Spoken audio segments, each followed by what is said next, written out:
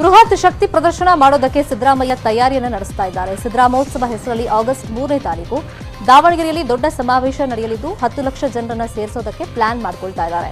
ಈ ವೇಳೆ ಸಿದ್ದರಾಮಯ್ಯ ಸಾಧನೆ ಕುರಿತಾದ ಪುಸ್ತಕ ಬಿಡುಗಡೆ ಮಾಡೋದಕ್ಕೂ ನಿರ್ಧಾರ ಆಗಿದೆ. ನಾಡಿನ ವಿವಿಧ ಸಮುದಾಯದ ಸ್ವಾಮೀಜಿಗಳಿಗೆ ಆಹ್ವಾನ ಹೋಗಿದ್ದು ರಾಹುಲ್ ಗಾಂಧಿ ಅವರನ್ನು ಕರೆದಿದ್ದಾರೆ. ಈ ಸಮಾವೇಶದಲ್ಲಿ ಶಕ್ತಿ ಪ್ರದರ್ಶನ ಮಾಡಿ ಮುಂದಿನ ಸಿಎಂ ಸ್ಥಾನಕ್ಕೆ ಟವೆಲ್ ಹಾಕೋದು ಸಿದ್ದರಾಮಯ್ಯ ತಂತ್ರ ಅಂತ ಹೇಳಲಾಗ್ತಾ ಇದೆ.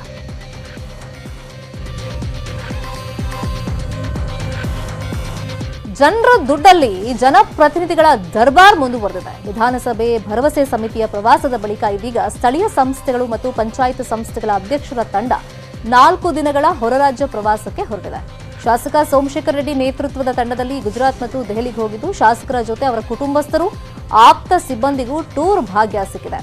ಸದ್ಯ ಶಾಸಕ Somashekar Reddy, CS Puttaraju, doctor Anjali Nimbalkar, Sharanu Saragar, Arun Kumar Guttur, KY Nanjegowda, R Shankar, CM Lingappa, N Ravikumar, ML Anil Kumar, T Narasimhaswamy ಇವತ್ತಿನಿಂದ 4 ದಿನಗಳ ಕಾಲ ಪ್ರವಾಸ ಕೈಗೊಂಡಿದ್ದಾರೆ. ಸಾರ್ವಜನಿಕರ ದುಡ್ಡಲ್ಲಿ ಇವರ ಮೋಜು ಮಸ್ತಿಯ ಪ್ರವಾಸ ಬೇಕಿತ್ತಾ ಅಂತ ಸಾರ್ವಜನಿಕ ವಲಯದಲ್ಲಿ ತೀವ್ರ ಅಸಮಾಧಾನ ವ್ಯಕ್ತವಾಗ್ತಾ ಇದೆ. ಇನ್ನು ಕಳೆದ ವಾರವಷ್ಟೇ ಶಾಸಕ ರಘುಪತಿ ಭಟ್ ನೇತೃತ್ವದ 15 ಜನರ ತಂಡ ಲೇಹ್ ಮತ್ತು ಲಡಾಖ್ ಪ್ರವಾಸಕ್ಕೆ ಹೋಗಿತ್ತು. ಸರ್, ಈಗ ಅಧಿಕೃತವಾಗಿ ಎಲ್ಲ ನಮ್ಮ ಪಂಚಾಯತ್ ರಾಜ್ ಮತ್ತು ಸ್ಥಳೀಯ ಸಂಸ್ಥೆಗಳ ಕಮಿಟಿ ವತಿಯಿಂದ ಸರ್ದಾರ್ ವಲ್ಲಭಾಯ್ ಪಟೇಲ್ ಸ್ಟ್ಯಾಚ್ಯೂ ನೋಡ್ಲಿಕ್ಕೆ ಹೋಗ್ತಾ ಇದ್ದೀವಿ.